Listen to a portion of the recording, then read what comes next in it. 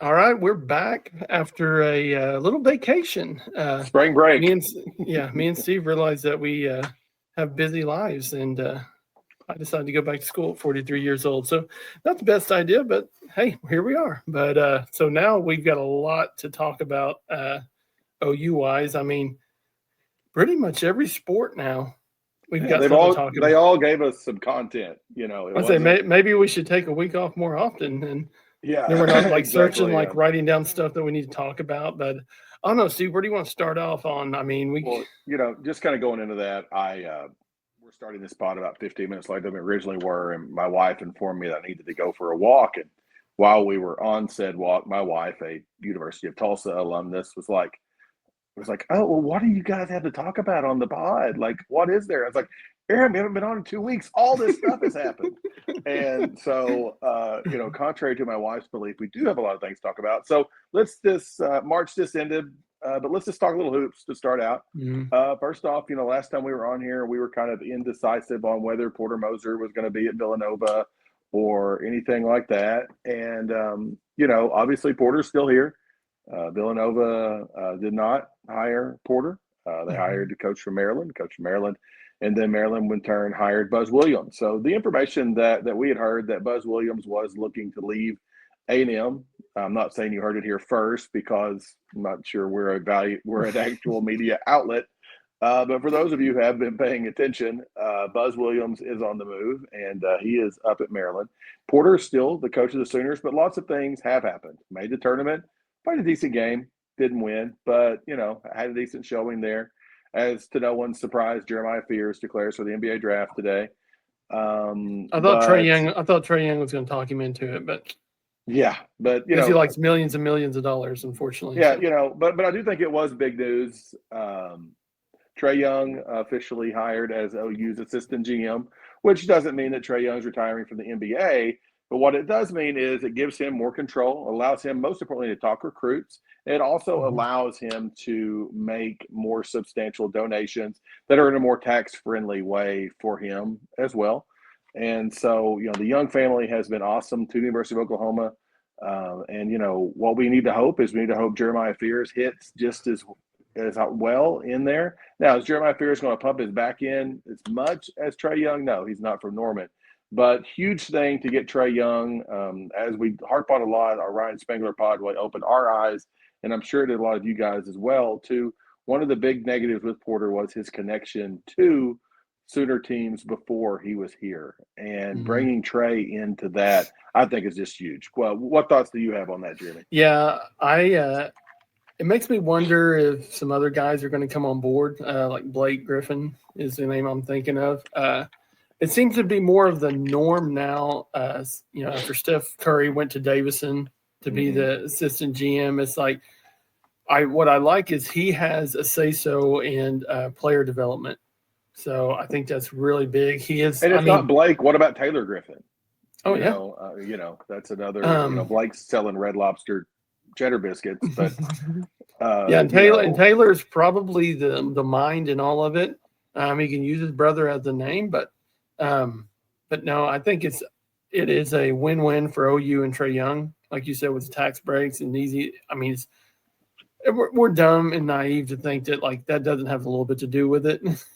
It's right. like I mean, these guys Jeremy make and I were millions of griping about dollars. taxes right before that, and Yeah. little inside baseball to the Sooner cast guys. Neither one of us are as wealthy as Trey Young.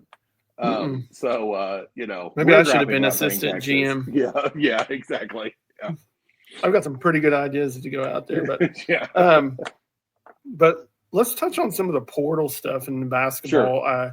Duke Miles hits the wire today that he's leaving. I kind of expected that, but um, other than that, not a whole lot of surprises so far. No, Jeff Bayaval and Waku, guy who didn't get to play. Jaden Jones, a guy who didn't get to play. Looks like both those guys are still going to be here.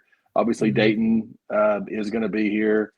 Looks like Mo is going to be here, and that's a lot better foundation. Now, are any of those guys as good as Jalen Moore was last year? No, but does that give us the foundation of a team? Yeah, it does. And we've got a good recruiting class coming in. And I did want to touch on a few names that I've heard that we're looking at in the portal. Markel Sutton, who's at Omaha, was their best player, averaged 19 a game last year, 6'8". He's from Tulsa Rogers, so you got to feel like OU's got a pretty decent chance there. Crutchfield, head coach at Omaha, is a former OU guy. Javante Campbell, who played his high school ball here in Muskogee, is at Bowling Green, 15 points a game. Nothing's tougher than a rougher. So that would be, that would be a good get for Porter, I think, and kind of the hard-nosed things that he likes to do. A big piece that's coming in to visit, I think, this weekend is Jamichael Stillwell, who's a 6'8" big from Milwaukee. That would be another big get, a guy that we recruited heavy to begin with. Sheldon Mack, 6'3", 10 points a game out of UCLA. There's a guy that I think Porter thought he had initially, a guy we lost out on. And then don't know much about this, but just saw this guy as well. Keontae Jones is another, I think he's like a 6'5" big, like a 6'5" kind of undersized Ernie Abercrombie looking guy from what I saw in a highlight, but 13 points a game, like 10 rebounds. So those kind of sound like what I like here, and this is something Jeremy and I talked a little before we got on, is Porter seems to be casting a wider net than he was last year. Mm-hmm. Last year, all of our eggs were in Sean Padula and Brandon Garrison. Yep. 2 OK Preps guys. In case you didn't follow basketball, neither one of those guys played for the Sooners last year. Both went to SEC schools. Both had success, but neither one of them were Sooners. So I do like the fact that we are looking at some guys with some OK Preps ties, looking to come back to the Sooner state, but we're also casting a wider net. Any of those names or any of that jump out at you, Jeremy? No, I'm on board with you on that. One thing that we always talk about is like, hopefully we've learned our lesson and we're trying to do something different. Like we say it all the time, the definition of insanity, doing the same thing over and over and again, expecting different results. It feels like Porter's learned some lessons and he's like, I've got to not focus on this player and this player. I've got to cast a wider net and try to see what I can find. And also, too, you're losing some pieces, but also, too, you've got a lot of guys that are coming back that can help this team win. And so you got to build off of that, build off Dayton, get him, it's like he's an Oklahoma kid. So he really needs to be who you're selling the program about. So, well, and I mean, it's something I've never really heard this take before, but I don't think it's a bad one. It's only the first time in the Porter regime that we're really kind of kicking back the same schedule because, the Big 12 changed from year to year that Porter was there. People coming in, people going out. Here's Cincinnati, here's Houston, here's BYU. And then, you go into the SEC. Now we're going back into the SEC. And so I do think this is giving Porter a chance to, okay, this is what an SEC big guy looks like. This is what an SEC guard looks like, and maybe maybe that's something that can be a positive because we didn't play. I mean, it was not an embarrassing display in the tournament. I mean, we had a chance to beat UConn. UConn had a legit chance to beat Florida. Florida's still playing. So all those things in the world of the transfer portal now. And we can transition into women's basketball, or we can go football after this, whatever, or we can go stickball, doesn't matter. But so much of it now is, guys, there weren't any upsets this year or big-time upsets, because those really good mid-major guys, they get evaluated early. They're in a big-time school now. I think we all saw that graphic about the Sweet 16 teams, and Purdue was the only school that had 5 starters who were at Purdue the whole time. Then you looked at somebody like Duke, I think was 4-1, and there were some other people who were, like that. But that's the nature of college basketball now. So it's talent evaluation, number one. And then number two, it's about having the money to go pay. Yeah. And it looks like Porter is looking to get better at both those things. There was some rumor that, noted local billionaire Harold Hamm was watching some of the women's game there today. So maybe, we can get some of that. Okay, but let's hit on this real quick to make sure. Anyone who's upset that the OU women signed the number 1 recruit in the country and they're worried about the money that was spent there and they wish that could go to football mainly or men's basketball, shame on you. Just be happy. Be happy about something. We got. And also, too, we weren't even the high. Yeah, we weren't We even weren't the highest bid. bidder. We weren't. So people want to talk about like, oh, we've got our NIL money in women's basketball. Not There's a necessarily.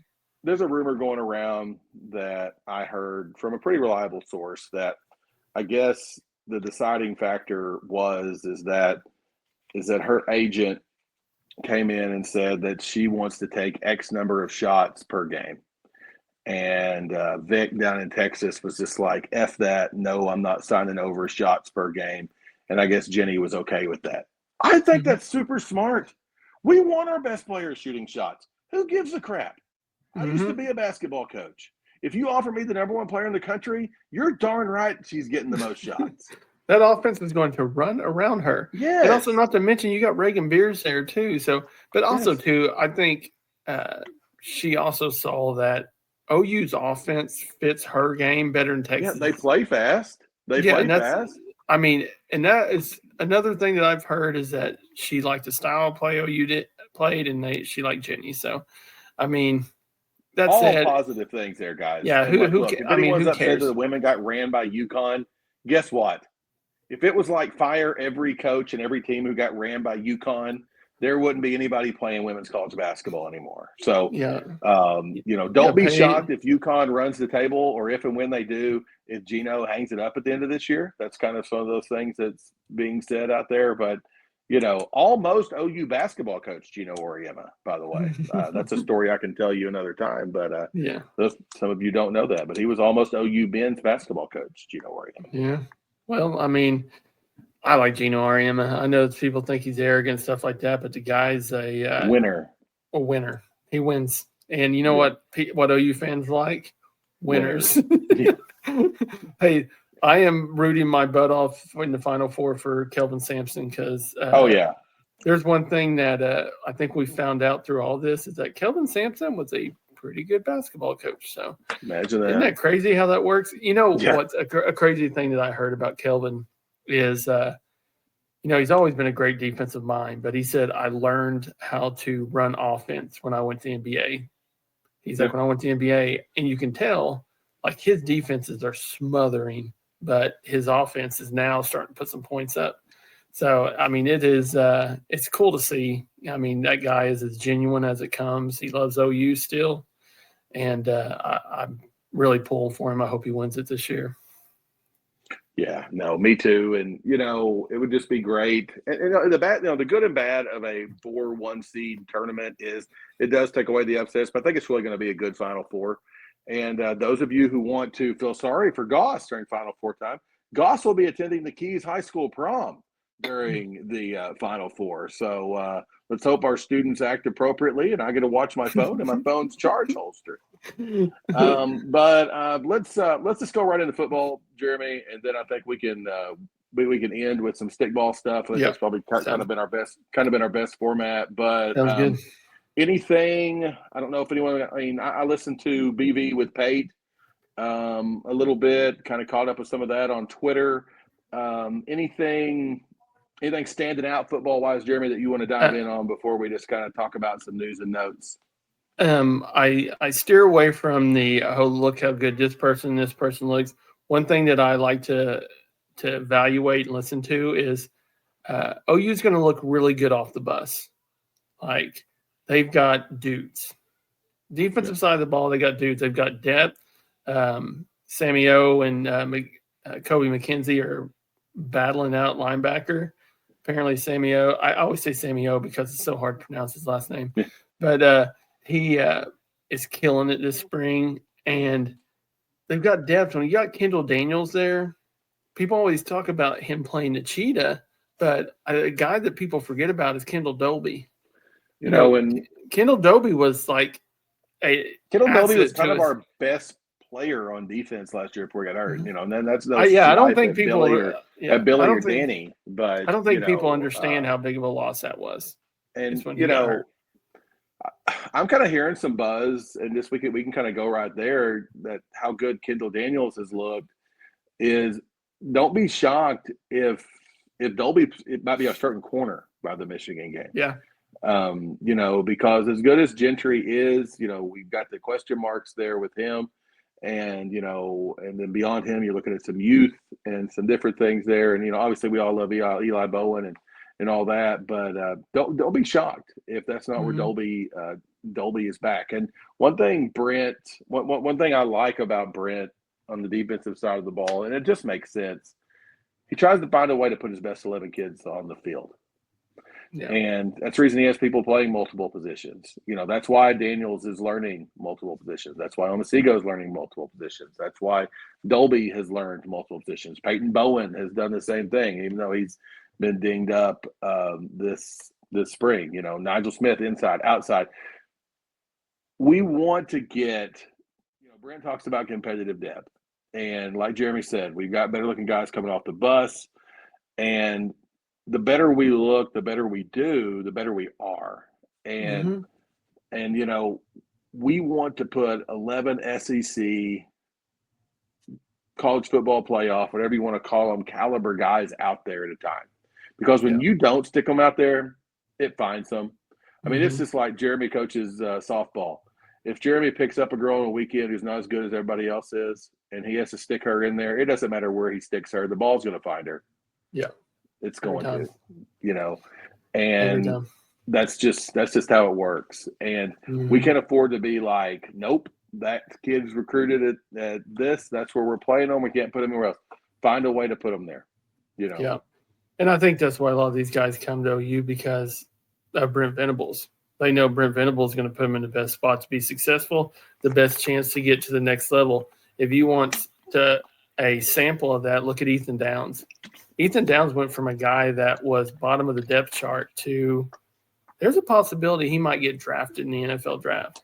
So if you want to look at the development of like the defensive side of the ball, and I think that's really our whole deal in football is, can our offense catch up to what our defense is doing? I'm not saying being better. I'm saying just get to a level where I took away from the interview that he had with Josh Pate is Brent talked about playing competitive. I mean, not competitive. We want to play competitive football, complementary football. And, really the only of the 3 years of Brent, really the middle year is the only year we really did that. Year one, offense good, defense bad. Year two, both good.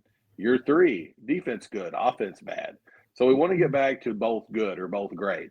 And, that's when good things happen. And, the reports out of there, I mean, here's the deal. For every good play the offense makes in turn, the defense has to make a bad play. And, unless Mike Gundy gets his way and we get to go scrimmage OSU here in a couple of weeks, OU's going to be playing OU all spring. And so, like Jeremy said, I don't get all hyped into look at this great catch that, so-and-so had, or look at this great, tackle or whatever.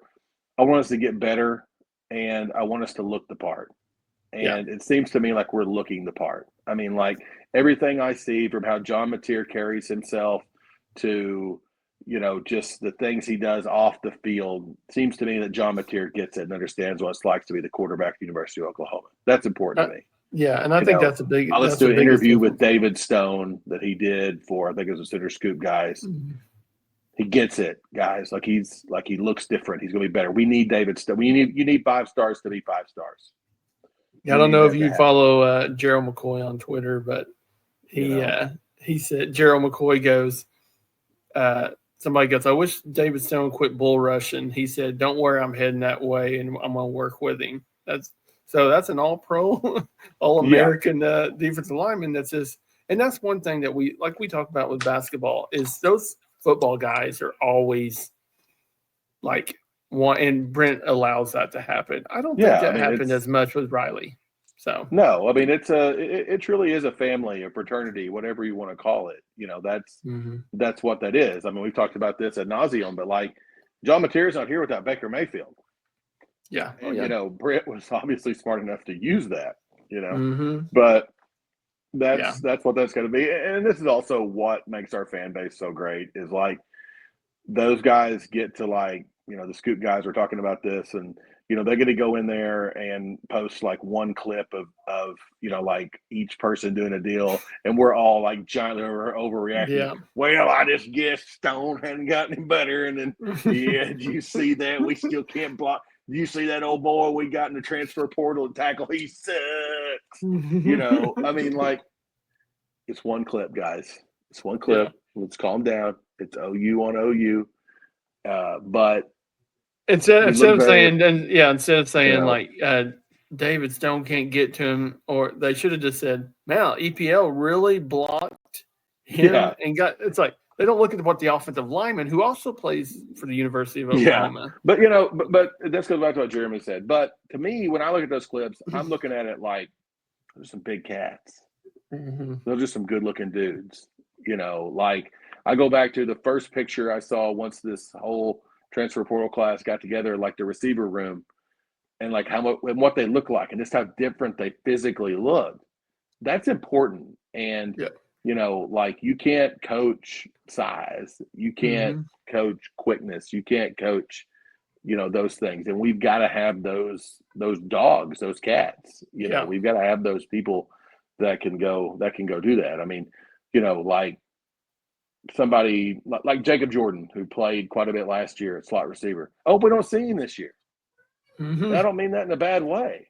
It's going to be bad if we are. That means we have, you know, like we need Satanga to be really good. We need Burks to be really good. You know, we need, you know, people like that. I mean, that's what those guys were recruited there for. Yeah. And we need those guys to go and take those steps, you know, and that's what I'm looking forward to. Is it seems to me like the vibes are just better this spring than they were last spring. And maybe it's just because there's a great podcast with two guys this spring that there wasn't last year. And, you know, any success that happens is totally us. Or maybe really hit a home run with Ben Arbuckle, and that's really going to turn the corner. And we made really good ancillary hires with guys like Nate Dreiling, who everyone says is a complete psychopath, which I'm all in for. You know, Kevin Wilson just being a curmudgeon and just stink-eyeing people all practice long. I mean, like, I eat that crap up. Like Goodwin, who has been a coordinator at a high level, you know, right there with them. That's the kind of things that we didn't have that we have now. It's comfort, it's execution. And like, I go back to the paid interview, but this is the only thing I've really heard from BV. BV sounds like a guy who knows he's coaching for his job. And there's lots of things you can say about Brent Venables, even those who don't like him. But I bet even those who don't like him wouldn't want to paint Brent Venables into a corner and have to go talk nose to nose with them in that corner. I think he's a guy who's going to punch his way out. And I'm just ready for that punch. I am too. And I'll say three things and then we can move on to stickball.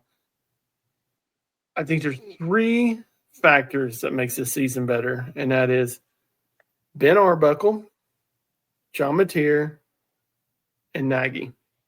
I think those three guys are what has changed the morale of this football program because, guys, you can say what you want, and this is me being a complete OU fan and wearing crimson colored glasses.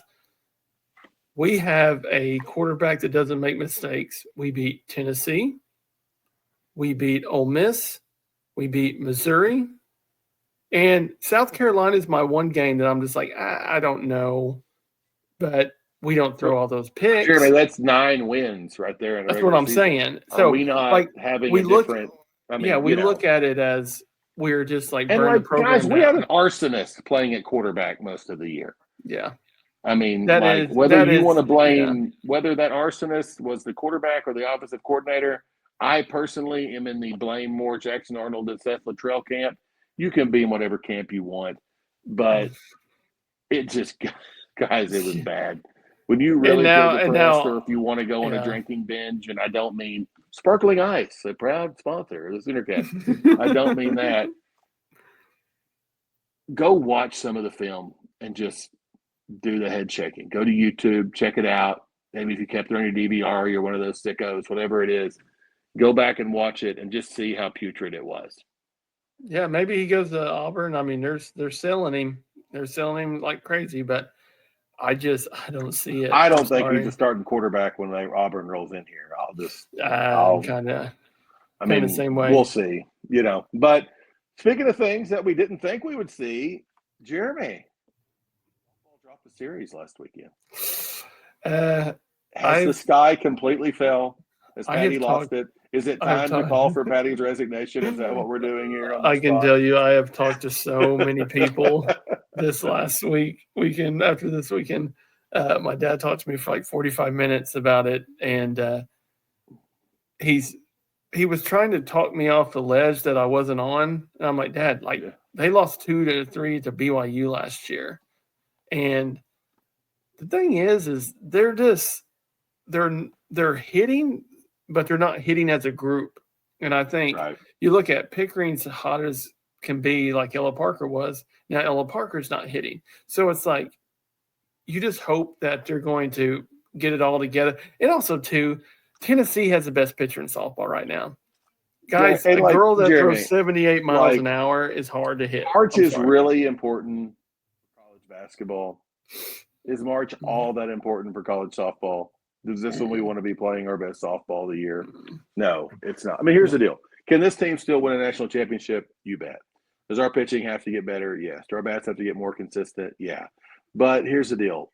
Patty's trying to get this team to peak later. Yeah. Okay. We're trying to get better. We're still tinkering with little things here and there. And they're going to come out of it. They're not going to guarantee you they're going to win a national championship? No. But do I think this team's going to be in Oklahoma City at the end of the year? Yes. And do I think anybody will want to play them there? Absolutely not. So, sky not falling completely. Just take a deep breath. And also, too, if you look at it, okay. Sam Landry's struggling. There was a certain pitcher last year named Kelly Maxwell that struggled mid-season. So you just have to compare that. We would have had a pod last week, Jeremy. We'd talked about how, we totally found our ace and what do we do outside of her. And then we go and have this weekend, so, I mean, it's okay. I mean, has there been some disappointment with some other, with some of the other pitchers? Yeah, there has. But let's just give it some time so that everyone can find their lane. I do think, I think this is a team that if you can go back to the deciding game last year in the World Series, I mean, and it doesn't mean that, like, we're going to pitch that many pitchers in every game, but I do think we've got enough arms that we can throw enough to keep people off, and it's going to be okay. It's going to be okay. I think it's just right to hot hand, like Kirsten Dill, who has not been throwing good, throws a one-run gem. I mean, she's probably had it, and she's had a disappointing year. An inconsistent year too, and so I think that's one thing. Smith, I mean, it's okay. And like we also kind of made a decision financially. We didn't throw big money at Canada. We decided to throw a bigger money at the freshman recruiting class, which I'm perfectly okay with. We played the long game on that. Hey, not to mention Audrey Lowry is hurt and she's nursing an injury. She was good first part of the year, so I think that's another arm that can help us out. So, I mean, like I've said many times on this pod, we're going to lose some games. SEC is the strongest. Same thing, but we can talk a little baseball too, and kind of a similar thing. I mean, here's the deal: we're right there. We've been winning series. We drop a series, that's okay. We've got tougher series coming up ahead, but like if we can go win. If we play 500 baseball in the SEC here on out, guys, we're still hosting a regional. Yeah. Oh, for sure. I mean, don't you think? Absolutely. In the SEC. Right. I mean, it's like, what we beat was it Texas Tech that we beat last night, which is a nice non-conference game, helps is it RPI? Is it still RPI in baseball? Yeah, I think it's RPI. I'm pretty sure it's what it is. I think they all call it RPI, but I'm not sure. But, good. Like, once again, like, we're good. And it's kind of like the same thing we talked about with softball of like, kind of the opposite of softball. We're built more on pitching than we are hitting. But, we kind of come and we get hot with the sticks. Well, it's, kind of gets that he's hitting and that sort of thing. And then we don't get the pitching that we did. Or, we have a couple of errors here and there. And this is not the end of the world on those things. But do like the vibe still coming out of Eldell. I think everything is good there. It's a big series coming up. If you can make it out, Really good April Fool's joke from Toby Rowland. I fell for it on the triple hitter with LSU. I actually sent that. I think it was in it was in our friends group that Jeremy's with, and I was like, man, and Nathan and I were like, God, that sucks. And we just talked about the getaway rule with the SEC and the coaches fight on that. We were kind of bickering back and forth, and then Darren realized it was an April Fool's joke. And I guess like the ticket office was getting all these calls, and Toby got a little bit of trouble. I mean, not trouble, but Toby was like, I'm sorry, guys, ticket office got all these calls. So good April Fool's joke from Toby. But no, it's not going to be a triple hitter with the monsoons coming in. No. And I know I'm supposed to play softball this weekend, and I don't think we're going to be playing. I had one of my buddies who's also a coach. He's like, man, I heard Bigsby's fields drain real well. I'm like, they better drain pretty good because it's supposed to rain every single day. But yeah, it is. This is, to me, the slow time because it's like baseball and softball is about to ramp up. It's dog days, man. It's dog days. You want to know that's why people talk about softball losing right now, and the crap about Tennessee celebrating and it. Like, guys, that's what Patty's built. We are everybody's World Series. I mean, you beat a four-time. Was it Kobe who said, like they don't boo nobodies, or one of those deals, or I'm not sure someone can correct me on the comments on the quote there, but I mean that's the truth. I mean I think it was Bill Self this year talked about, we're the worst team in America that ever gets court stormed every time they get beat, but that's what Kansas had built, Yeah. And that's what Patty's built too. They are going to celebrate that like they won the World Series because beating OU softball in the series is like that, and that's a good problem to have. Well, and it's like, oh my God, they're celebrating because they beat a 4 straight national championship softball team. Guys, it's hard to beat us. And not only to beat us at home. And Tennessee's a good softball team. I was worried about Tennessee because they're pitching. And guys, a girl that throws 78 miles per hour, that is a 0.31 second reaction time. Yeah. I mean, are you serious? Well, you remember the old, when they had Jenny Finch pitch to Barry Bonds on Sports Center, and God, we dated ourselves with that reference. But,